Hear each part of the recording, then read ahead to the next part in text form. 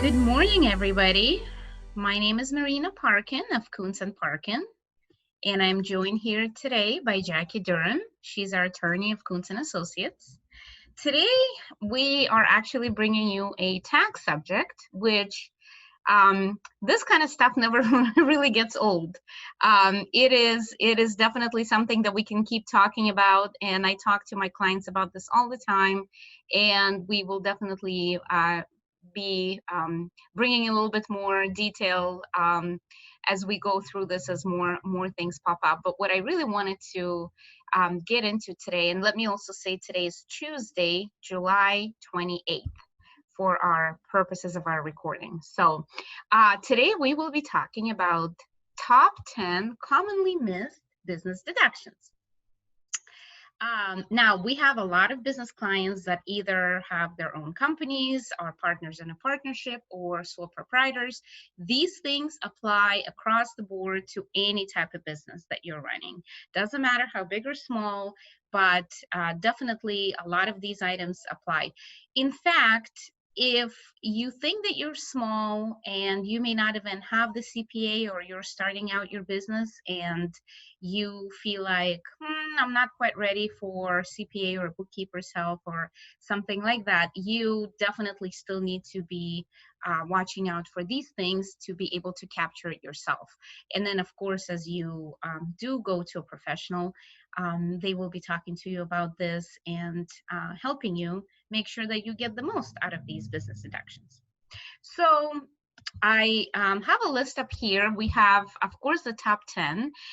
These top 10 really stay the top 10 for a long time, but as the tax rules change and more stuff keeps coming, some of these shift and new things come up. So these are the 10 that I wanted to cover today. So just in summary, we'll talk about the home office deduction, just general business expenses that may be paid for personally, meals, personal assets used in a business, self-employed health insurance, communications expense, auto expense, income shifting with the spouse and kids, trips that mix business and pleasure, and the deduction for the home rental.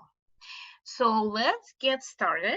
And Jackie, if you can maybe monitor some questions as well for me. And what we'll do is I will not dig into too much of a detail on each, but I do want to give a broad overview of each of the 10. And if any questions pop up about each individual one, I will be happy to take them. So let's get started. The home office deduction. So a lot of you have heard about this and Googled around it and have heard it in various kind of terms and circumstances. But the whole concept is, if you use part of your home as a home office, you may be able to deduct the expenses that are allocated to the portion of the house that is used as a home office.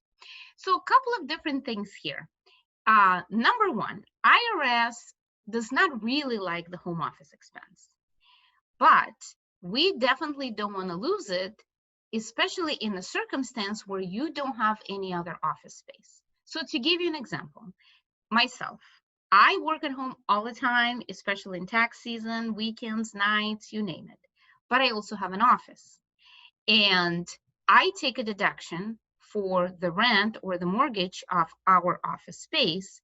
So I cannot, in addition to that, take a deduction for the home office that I use when I work at home. So it's really only one office that IRS lets you deduct. So really, this is applicable for people that do not have office space, people that work on the road, that come home to do paperwork. They may be in the car. A lot of our realtor friends really do take advantage of this home office deduction. I do want to make a special note as far as the realtors are concerned. It goes back to this concept of only having one deduction for rent space. So a lot of the brokerages have an opportunity for you to come and use desk space, and they charge you for it. So you're paying for desk space where you can go and sit down and do your paperwork.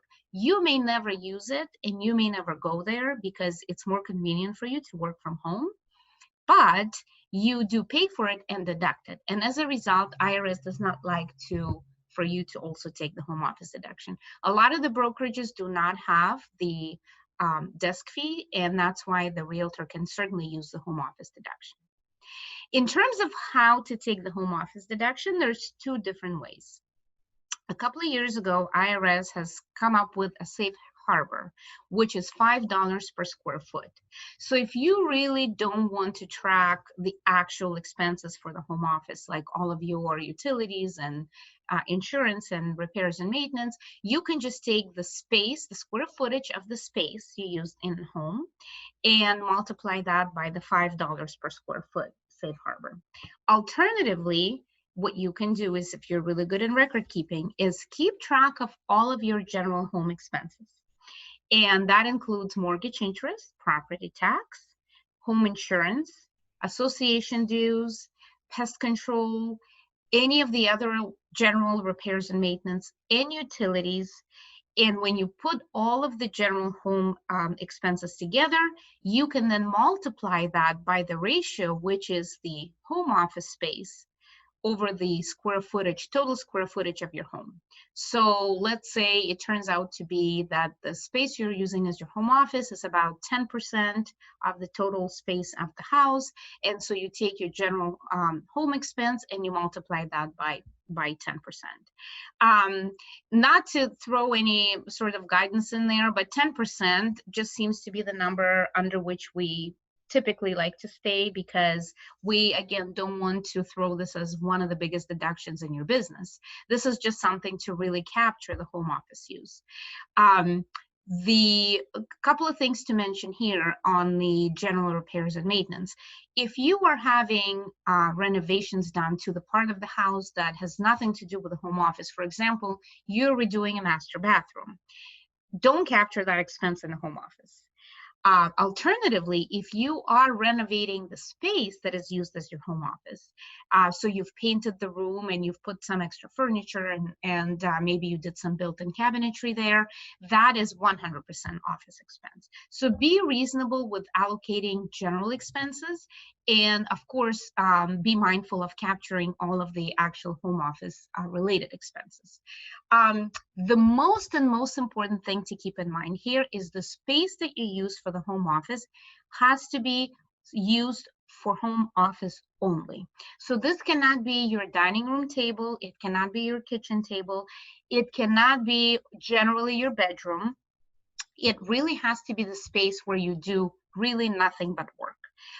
If you're the type of business that meets with clients and your clients can come to the home, this is the space where your clients can actually come and meet with you, or this is really where you have your desk and you do no other activities in there other than your office space. So it seems like on one hand, it's a little bit abused in that, well, I use a lot of my space and I use my whole dining room. No, your dining room is your dining room. Just because you happen to spread out all of your paperwork all over your house does not mean that your whole entire house is used as a home office. A lot of clients that I work with have some storage space in their garage. Let's say they have some equipment. That also is definitely space that you can allocate. The easiest way also to do it is if you really do have, like Jackie, for example, has a standalone little house, I guess a she shed, Jackie, if you will. But instead of fun things, you've got your home office in there.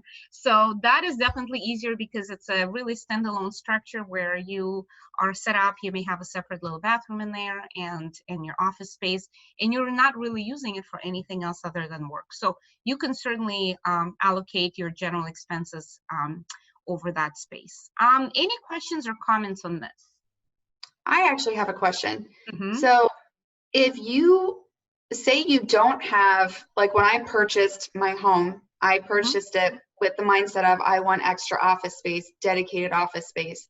But let's say that I have been living in a home or renting a home. It doesn't have a separate dedicated office space. And I literally do just have to work from my kitchen table or from my bed while I watch TV in the background. And that's how I work. And I literally don't have any other space to dedicate to my office. Do I just not get to enjoy that deduction for my business because I don't have it? No, you still can, but it's definitely going to be a smaller portion. So even if Okay. you've got a bedroom and you may have a corner of the bedroom that's dedicated to the home office, of course, maybe you're not in a business where you can meet with clients, so you don't bring your clients into that space. Let's say it's your dining room or your kitchen.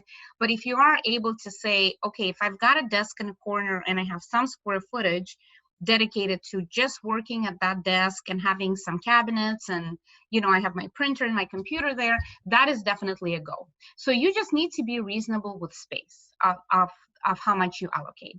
And this is very, very individual.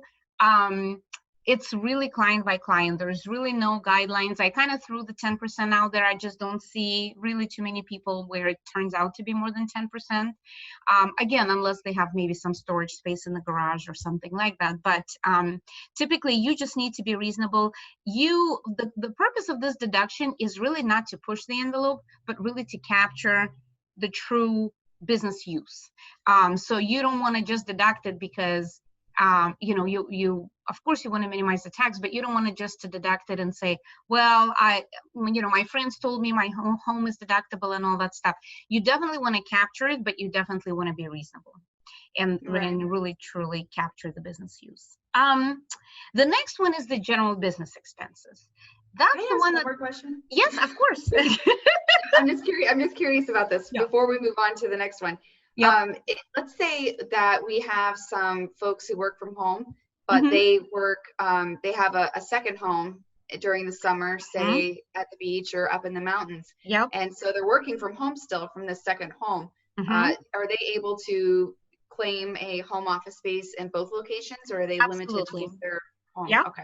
Absolutely, to home. In fact, I have a client and he does financial planning and he does not have an office. He works out of his home. He's got dedicated space, but he lives down here for 6 months and he lives up north for 6 months. So he definitely has office space up there and he does meet with some clients up there and clients down here. And we do have 2 home office deductions for him. So that's definitely a go. Okay. General business expenses. So this is the one where it kind of is when we talk about commingling of funds. If you're going to, let's say, Office Depot and you're buying some supplies for, you know, your kids to go back to school, but you're also in the meantime buying some supplies that are going to be used for your business, you may want to think about this a little bit more carefully and really truly separate the expenses and whether it is buying or paying for these things separately, so you've got a separate receipt, but really thinking about if you're buying anything generally for your household, does anything that you have in there is used for your business. And it particularly is very convenient when it comes to maybe supplies.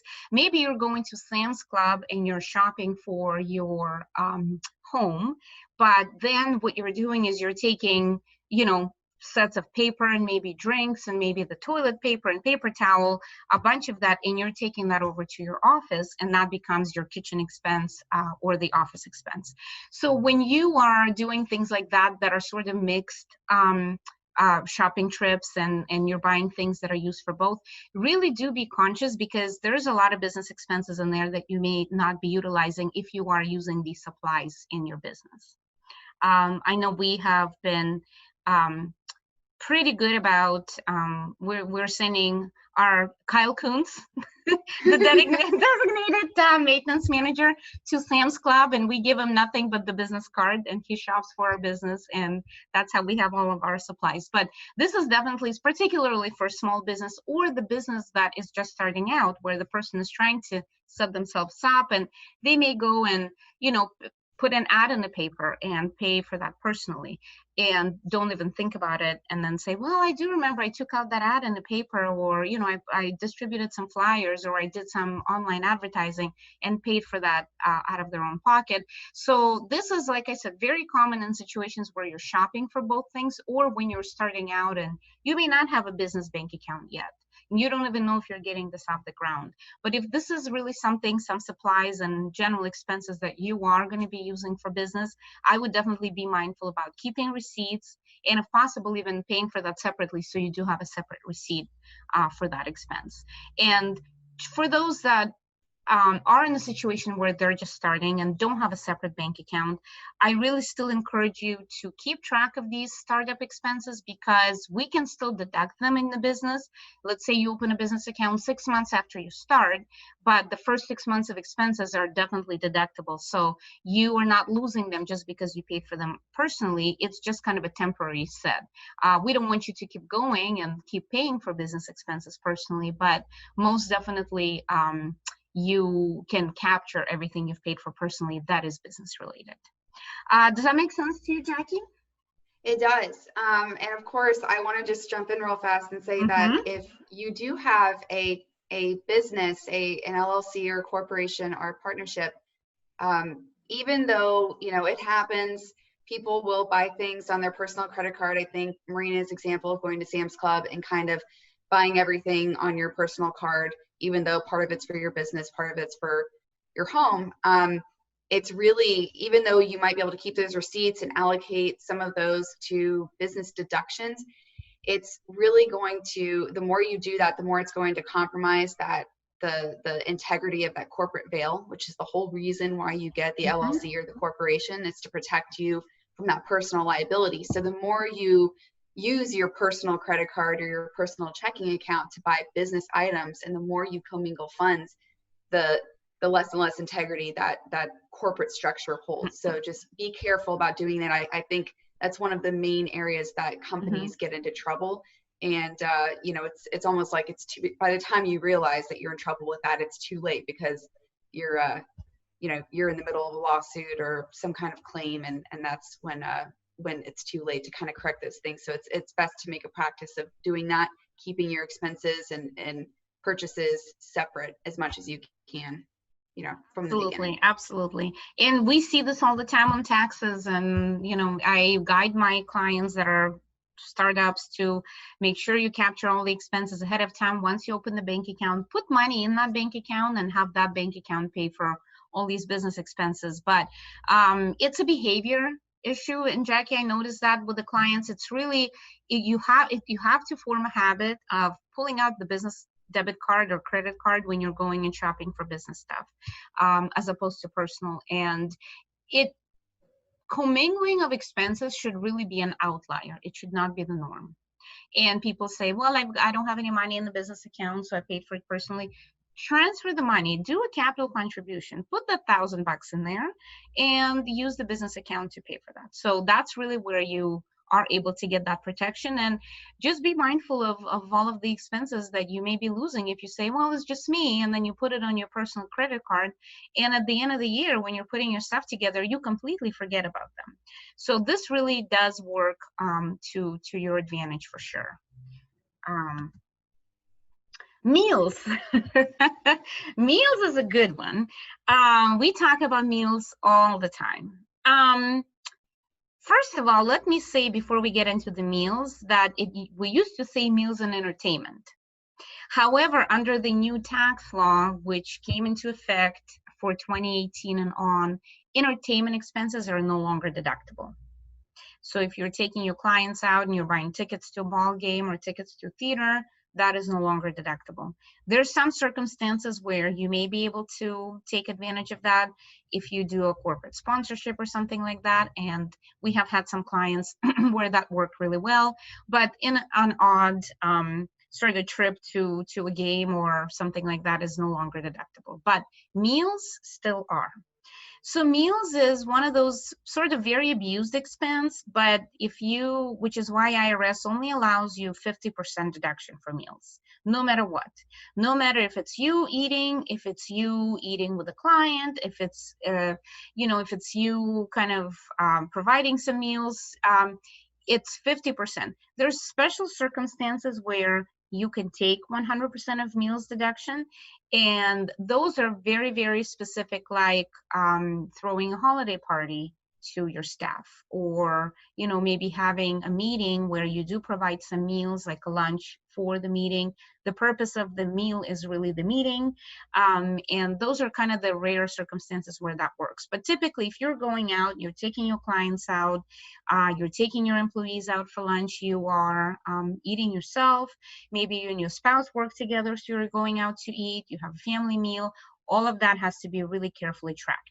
So the whole idea with meal expenses is if it's a meal that you eat during the time when you work, and you are having this meal also, let's say with a client, so the purpose of the meal is to further the business, or it's going to be considered sort of a normal expense in your business, then 50% of that expense is deductible.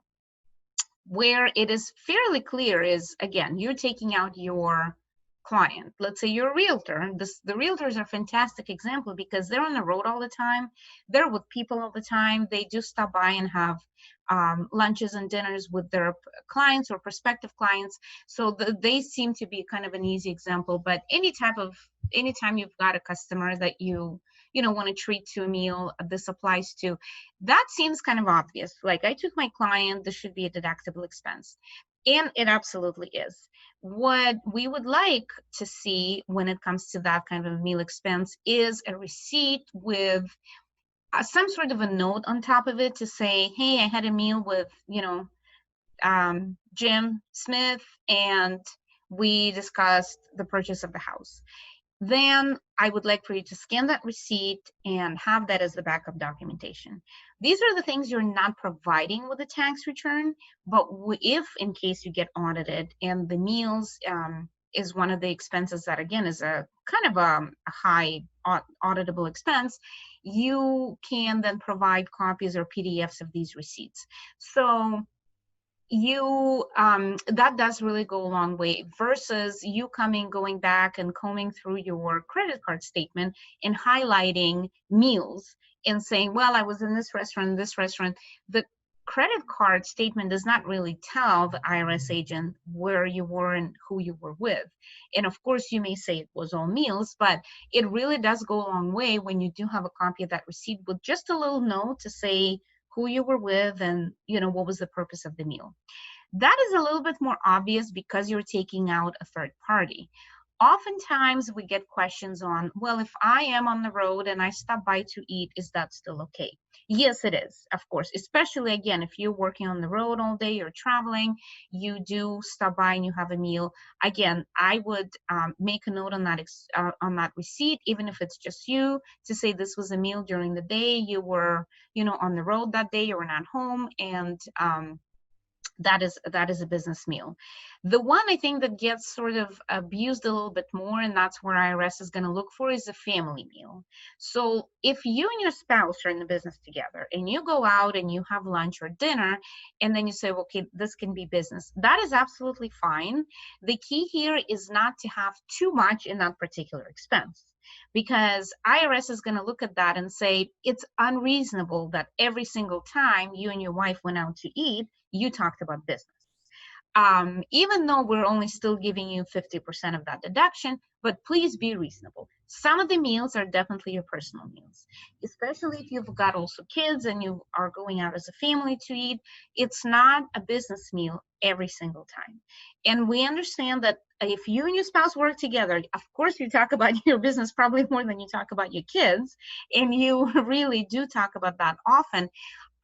Just be reasonable when it comes to meals, because it has just been historically abused deduction. So it's something that I wanted to bring up here because a lot of the clients are risk averse, and then they say, well, I don't really want to wave any red flags to IRS, so I'm not going to worry about the meals. I don't want you to miss them. If they are really business related and you really do talk about business and you really do have clients that you take out, please capture these expenses. But also be reasonable when it's more of a stretch when you are with your spouse, for example, or your kids. If you are not sure and you're putting stuff together for the CPA, I would say give me more expenses and let me tell you that it's too much and we're only going to take a portion of it. That, I think, is better than you assuming that, well, it's not going to look good, I'm just not going to do it. if you're in a particular business, again, realtors are a perfect example because it's anticipated that they will have a higher meals expense than maybe some of the other people that work in the office because they are with people all the time and because they're on the road all the time. So the higher meal expense is probably more appropriate for that profession than some of the other professions. But so when in doubt, just bring me the receipts, outline which meals were yours versus you and the client versus you and the family, and let us make a decision on sort of what looks reasonable based on what all your other expenses and your income is. But definitely try to certainly tie the meal expense to the business purpose. Does that make sense so far, Jackie? Yes, definitely. Awesome. The next one is a little bit touching on the one we had just talked about, the general business expense, but this really has to do with personal assets that are converted to business use.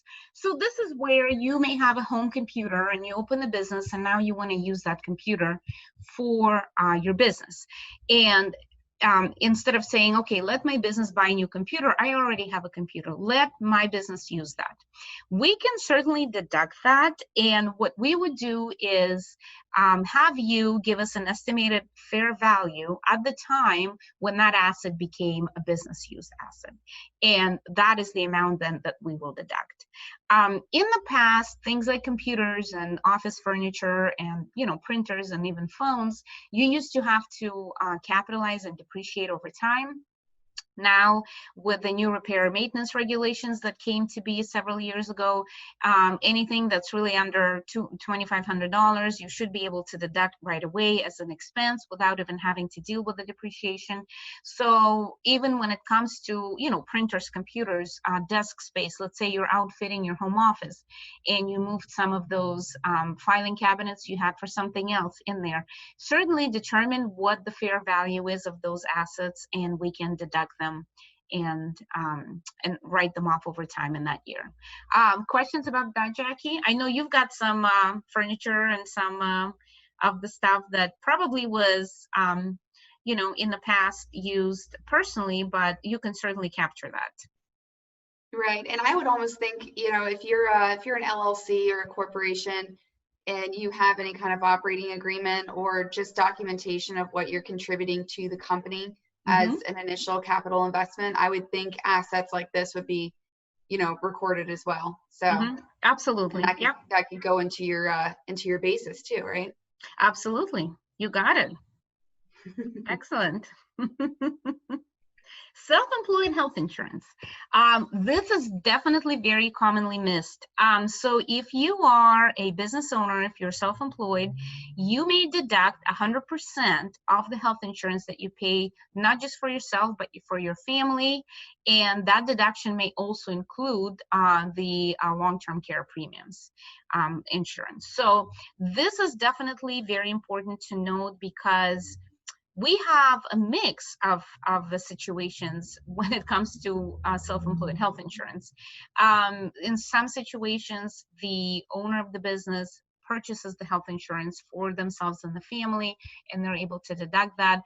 A lot of times, if the spouse has a job and has health coverage under their job, and the business owner's spouse is covered under the spouse's coverage, that typically is not deducted because it is not really considered self-employed health insurance because there's somebody else, paying for that insurance. Sometimes we're able to parcel out those payments if you do need to contribute extra for your spouse and deduct those, but it's a little gray area there, definitely for those purchasing health insurance for themselves and their family as self-employed.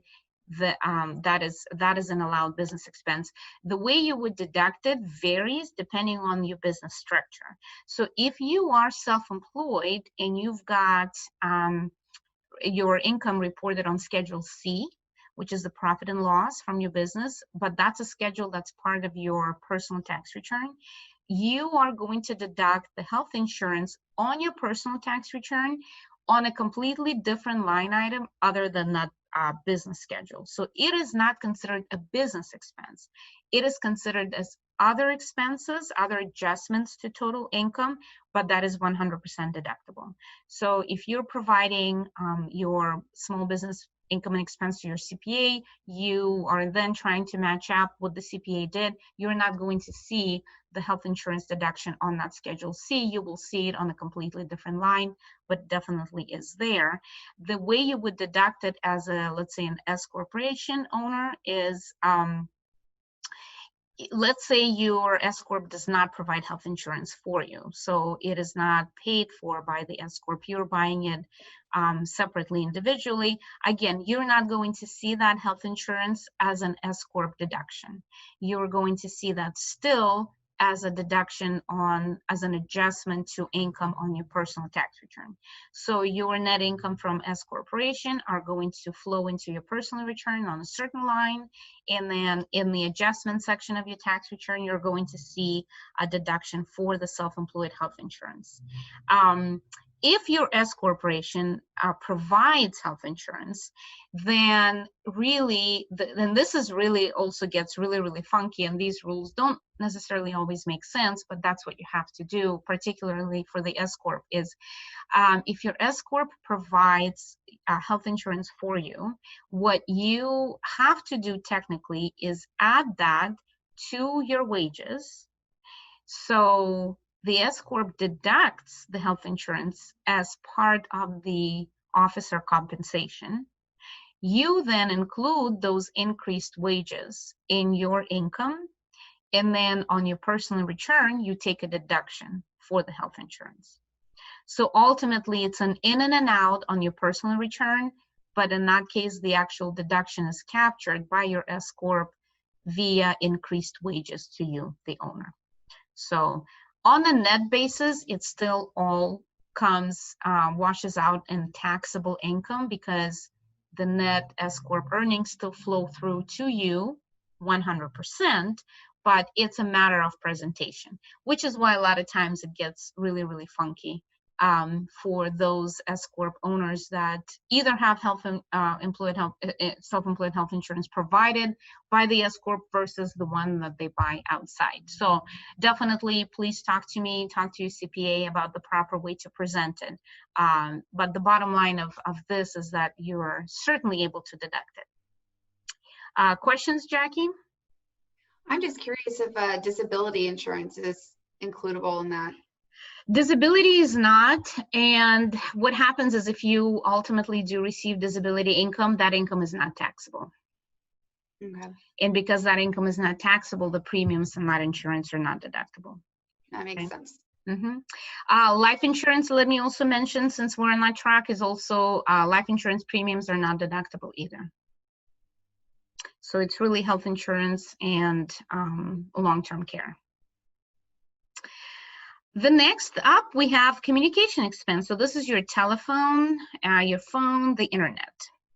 The phone has really been very favorably looked at by IRS, particularly because people no longer really have a dedicated business line. In the past, it used to be where, you know, if you've got a business and let's say you're working at home, you've got your cell phone, but you may have a business line that you're using, in which case you really can deduct your home line or your cell phone because you should have a dedicated business line. Well, there's really no such thing in 99% of the cases. So most of the time, people now use cell phones as their personal phone and as their business phone.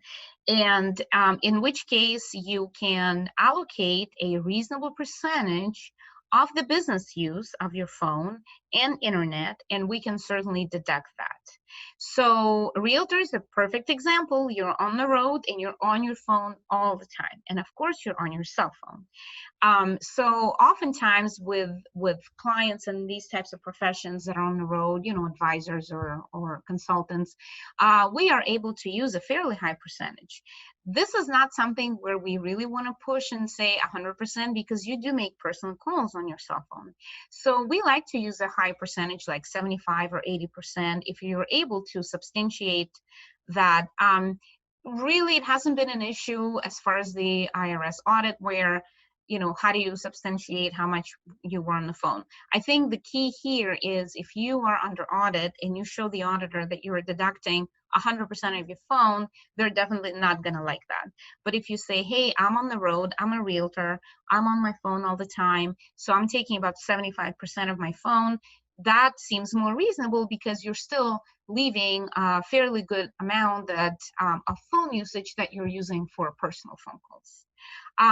Internet, it's the same thing. It may be the same percentage, it may be more, it may be less. If you are working at home and you do need the internet to work at home, of course, then I would say also allocate it and give it a high business use percentage, but I really wouldn't push it as far as 100%. So that's definitely not, something to watch out for. A lot of my clients ask me, should I have my business pay for my phone? Should I have, should I pay personally out of pocket for my phone? How do I capture all of that? Really, the answer is it depends. If you do have a business plan and you do have maybe a couple of cell phones on the business plan, that is a business expense. And what we may do there is reduce the business deduction for the personal use of the phone. Or if it's your personal phone that you pay for out of pocket, keep paying for it yourself, and we will capture the business deduction sort of as an owner contribution, if you will, where the owner contributes to the business the use of the phone, and we're able to take that as that percentage of deduction on the business return. So here it really doesn't really matter. It will certainly be case by case basis, depending on the circumstances, if you have more than one owners and there's a business plan, or if it's just you. And also if you're self-employed, again, versus a corporation that may have a corporate plan with better rates. So that is a case by case, but just know that, particularly if you're self-employed, you're starting your business, you've got a cell phone, we can certainly capture the business use. Does that make sense, Jack? Yes, absolutely. Wonderful. You can't really dice that up if you only have one phone number. So absolutely. Car expense. This is a good one too. We get this question all the time. How do I deduct my car? It is a little bit similar in the home office space in that you can either take actual car expenses and capture the business use or the business percentage of the car expenses, or you can take the mileage rate that IRS prescribes and track the business mileage. So the way you would do it is tracking mileage is extremely important. And that is the first thing that's going to be asked if you're getting audited and you've got car expense on your tax return. The best way to do it, you can use any method that you want. You can have a piece of paper on the side, you can have your calendar where you make notes, you can have a traditional mileage log, which those books are still being sold in Business Depot. The easiest thing that a lot of our clients are using are the apps on their phone. And the one that I know Joanne recommends highly is Mile IQ. The bottom line is no matter what you're using, it's about your behavior. So you really do need to get in the habit of tracking that business mileage when you are traveling for work. Keep in mind too that business mileage is not just you going with your clients. It is you coming to see your CPA for your tax meeting. It is you going to attend a continuing education course. It is you going to the store to buy the business supplies. So all of those things will have the business mileage portion to it. And that I would also get in the habit of definitely tracking. The tracking of business mileage should be done really whether you use 100%, or whether you use actual expense or whether you use the mileage expense, as long as you're not using really 100% of your car for business, where the allocation needs to happen. Because even if we decide that actual car expenses is going to be the more, the higher deduction that you get, we still need you to track business mileage, because that's how we're going to prorate those expenses, is using the portion of business mileage versus your total mileage. So you will have to track your gas, car insurance, repairs and maintenance on the car, and your business mileage versus the total mileage, and that's how we're going to prorate that expense. Or we just take the business mileage times the rate that IRS gives. The IRS mileage rate has been very generous, and they do adjust it every year. I believe it's 58 cents a mile. It captures the gas, repairs, maintenance, insurance, depreciation, and you know, the value of your car. All of that is sort of captured in that mileage rate. And a lot of times that is the easiest way to get the car deduction. And because really then all you have to track essentially is the mileage. You don't have to then track all of the other car expenses.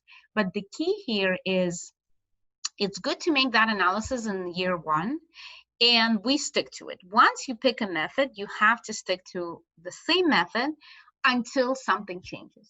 So a change may be that you may now be buying a new car, which is going to be 100% business use, in which case you will switch to actual expenses and you will only deduct the expenses of that 100% car use and get away from mileage deduction altogether. But there definitely has to be a shift in circumstances for you to switch the method from mileage to actual or vice versa. Same kind of question I get all the time from my clients. Who should be paying for this? Should it be my business? Should it be my personal? Most of the time, logically, it makes sense that if all we're going to capture is the mileage use, the business mileage use, go ahead and pay for your business expenses, the car expenses personally. And then the business can take advantage of the deduction by using the mileage calculation.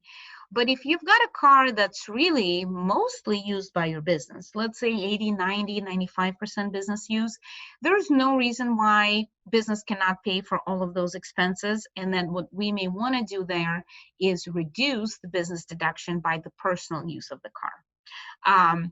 It is also very specific. There's no one way, there's no right way or wrong way of doing things.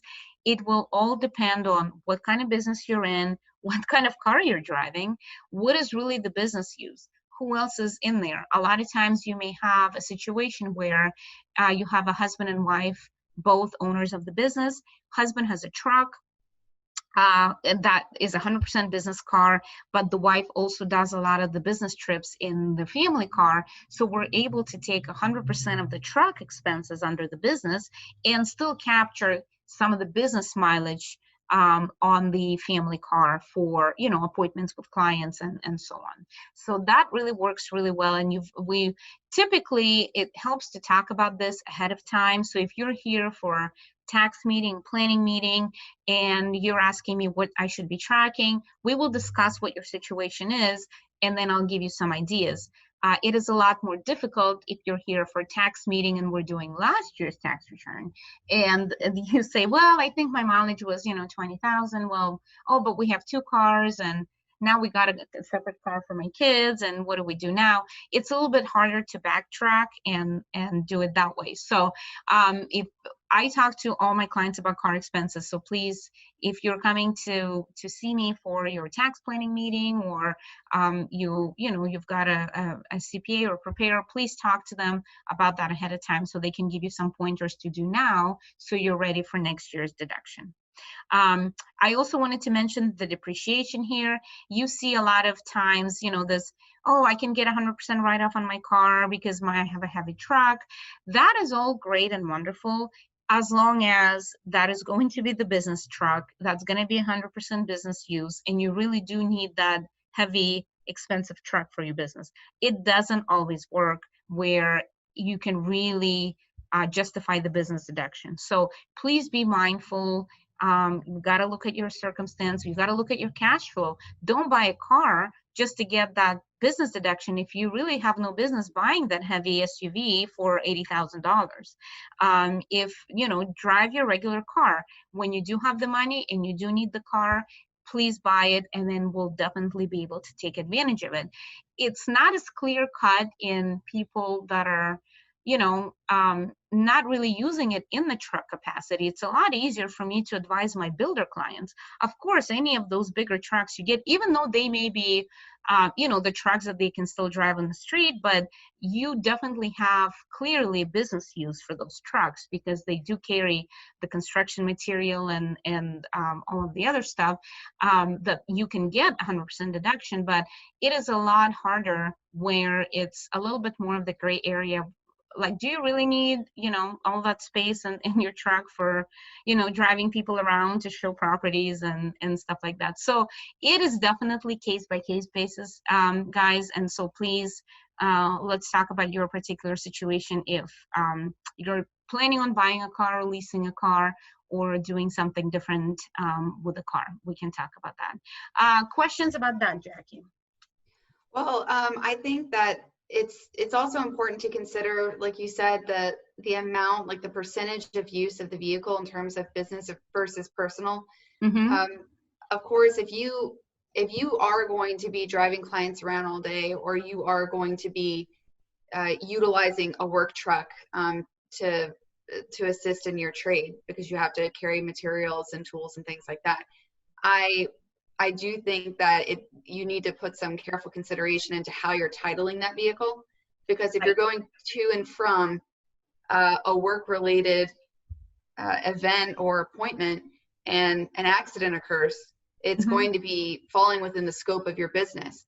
And what you need to also think about is insurance. And I would talk to your insurance agent to see what they might recommend in terms of coverage to you, because if you have your car in your personal name, but you're conducting business in the car, it might, under certain circumstances, not extend coverage from an insurance standpoint if you have your insurance titled in your personal name as well as your vehicle titled in your personal name. So I would just, from the legal side of things, I would also just take a look at that as well. And it's hard because, practically speaking, a lot of people have to use their cars for personal and business purposes. So it's sort of like, which one should I title it in? And that's something I would definitely discuss with your attorney and your insurance agent to see what best serves you. Yeah, that is a fantastic point, because I get that question all the time. Well, who should have the car then? And that's exactly what I advise people to do, is to say, hey, you can talk to the insurance agent, because a lot of times you may be able to get better rates if it is titled to your personal name, but then I know we have prepared these documents to sort of have kind of a lease agreement, if you will, between the business and person to say, I am allowing my business to use this car, even though it's titled to my name. So you're sort of getting the better insurance rate, but you also have a legal document that will allow your business to use it. And I think that's how you protect yourself legally a little bit better. Is that right? Yes. Yeah. Yes, I've definitely heard about that. Yeah. Okay, sounds good. Next one, we have hiring your spouse and your kids. Hiring the spouse is always a good idea, particularly where you may be able to put them on the retirement plan. This is where we see the most sort of beneficial area. So if you have a small business and you're putting together like a solo 401k or a SEP plan, or even if it's a simple IRA plan, if in that case, you as the employee and then you as the employer can make contributions. But if you also add your spouse to be an employee, and then your spouse now has the opportunity to contribute both as the employee, and then you as the employer make the employer contribution for the spouse. So that's how you're able to capture a lot of those pension contributions and pension planning as a deduction. That is really where we see a lot of that in place. Now, if you're hiring your spouse, definitely they need to have a job description and they do need to do some work. This is particularly, I guess, questioned if you are going through an IRS audit. So if your spouse is hired, make sure that you've got a documentation saying they're going to be performing these duties, they're going to be doing administrative work, or they're going to be driving around and delivering things for me. Whatever the case may be, they do need to have job responsibilities to justify their compensation. And the key there too is give them reasonable compensation. So we want to make sure that the compensation is in line with the type of work that they're doing, and is in line with your own compensation. And also, if once you're setting that retirement plan in place, that the spouse's compensation is in line with what they're going to be contributing to the retirement plan. Great example, I had a client who came in yesterday. Both him and spouse are employed in their business, and the spouse's salary was really, really low. It was under 20,000. And when he showed me the pension contributions that they've put away, the contribution that went into the spouse's account from the spouse was actually higher than the spouse's salary, which makes no sense whatsoever. The numbers in general are small, so it's probably not something that's going to trigger an audit or show up anywhere. But I think on the pension plan side, I think that's where the issue may come up. So if you're saying that my spouse wants to contribute the max to the 401k, and as an employee, your max contribution is 19,000, well, your spouse's salary has to be at least 19,000. You can contribute 100% of your salary to most of these solo 401k plans, but you cannot contribute more than the salary, of course, that you're paying and paying payroll tax on. So you really got to be careful with the amount of salary that's shown versus whatever pension plan contribution you're planning on doing. So that's when it comes to spouse. The other thing too with the spouse is the health insurance. We already discussed that, if you're self-employed, even if your spouse is not employed with you, you may be able to deduct the family health insurance plan. But if you hire your spouse, that may help you create a group, and you may just get better rates on the health insurance if you're shopping. So definitely, there's time and place for the spouse. I wanted to make a special note about hiring the kids. So there's a lot of situations where hiring the kids also really does work to your advantage. With the standard deduction being $12,000 under the new tax law, your kid can actually earn up to $12,000 without having to pay income tax on that earnings, which is fantastic. The only cost there is they may pay payroll tax, so Social Security and Medicare, and that may be worth it if you're trying to get some of that earned income to them, and especially if you're trying to move some of that income from you as the higher bracket taxpayer to your kids that will be in the lower bracket. There are certain situations where the kids don't even have to pay payroll tax on their earnings. And that happens where you are self-employed, so you are not an S-Corp. You are either partnership or self-employed reporting on Schedule C. If you're paying your kids, in those situations, the kids can include $12,000 in their income without income tax or payroll tax. So we definitely need to talk about that if that works for you. Same thing, the kids need to have job descriptions. So if you're hiring your 8-year-old, I'm not sure what they can be doing. Where this really starts working really well is if you do have a teenager, because then they can really do some stuff. They can do office stuff. They can do some physical labor if needed to. So be reasonable, but definitely give them job description and give them particular duties, and do give them money. Where a lot of times people set this up as, I'm paying my kids so they have some earned income, and now I'm able to contribute to Roth IRA. This is great, but if all you're doing is giving your kids that $7,000 salary and taking that $7,000, moving that to Roth IRA, your kid is not actually seeing the money. So if your whole purpose is to get them into the work kind of mind frame, do actually pay them. Don't just take everything you give them and put in Roth. I encourage all my clients, especially if you've got a teenager that you're putting on payroll, that you're going to pay, actually do compensate them so they feel, they feel vested, they want to work, they want to do more, and it's a win-win situation. You can still then put money away into the Roth, and so on.